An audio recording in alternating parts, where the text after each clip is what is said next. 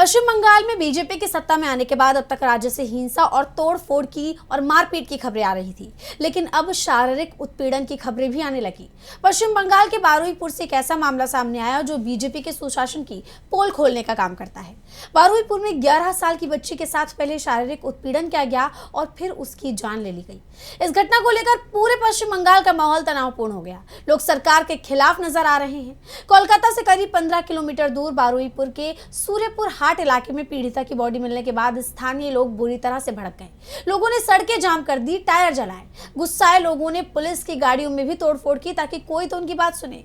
लोग दोषियों पर तुरंत कार्रवाई की मांग कर रहे हैं। इस बीच खबर यह भी है कि प्रशासन ने प्रदर्शन कर रहे 5 लोगों को ही गिरफ्तार कर लिया, जिससे इस मामले को लेकर शुरू हुआ बवाल और बढ़ गया।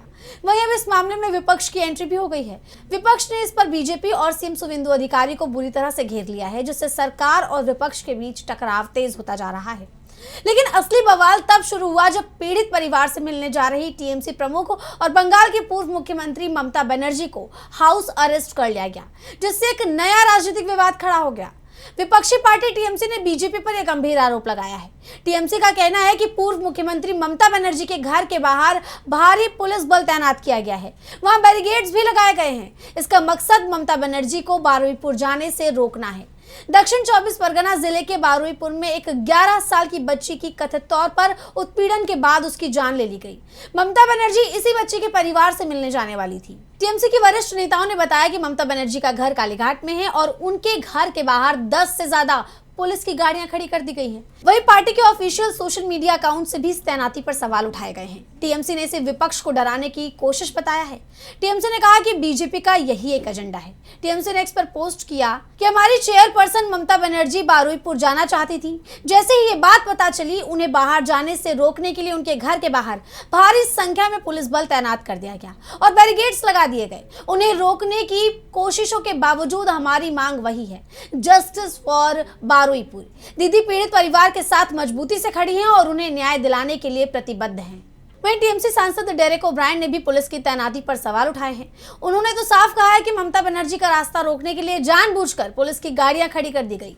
वहीं टीएमसी नेता अभिषेक बनर्जी ने पीड़ित परिवार से फोन पर बातचीत की और पूरी स्थिति, पूरे घटनाक्रम को समझने की कोशिश की।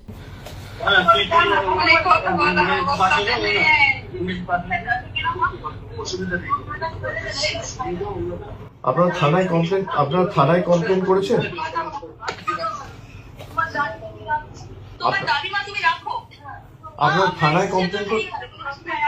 কমপ্লেন করেছেন আপনারা?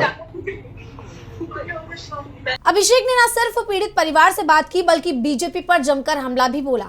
उन्होंने सोशल मीडिया प्लेटफॉर्म एक्स पर बीजेपी को आड़े हाथों लेते हुए पोस्ट किया, बीजेपी न केवल महिलाओं को निराश करती है बल्कि ऐसा माहौल भी बनाती है जहां अपराधों के आरोपी ये मानने लगते हैं कि उन्हें राजनीतिक संरक्षण प्राप्त है, जहां राजनीतिक संबंध न्याय को प्रभावित करते प्रतीत होते हैं, जिनका प्रभाव कानून के शासन से ज्यादा प्रभावशाली प्रतीत होता है। जहां ये चिंताजनक सवाल उठते हैं कि क्या राजनीतिक दबाव न्याय की प्राप्ति पर हावी हो रहा है। यही बारुईपुर की घटना के पीछे की असली त्रासदी है। उन्होंने आरोप लगाया कि बीजेपी बंगाल में महिलाओं की सुरक्षा का वादा लेकर आई थी और अब इसके उलट ऐसी हर घटना उसके खोखले वादों पर नए सवाल खड़े करती है।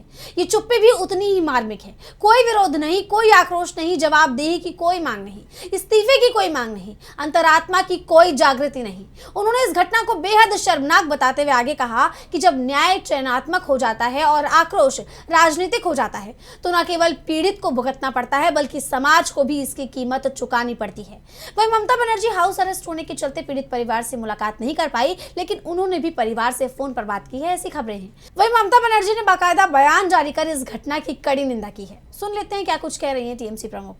আজকেও বারুইপুরের যে ঘটনা এক মারাত্মক রূপ নিয়েছে, কারণ মানুষ সহ্য করতে করতে মানুষের ধৈর্যের বাঁধ ভেঙে গেছে, যতটুকু আমি শুনতে পেয়েছি। কারণ আমি কোনোদিন জীবনে কোনো দাঙ্গা হাঙ্গামা করা পছন্দ করি না এবং করিনি।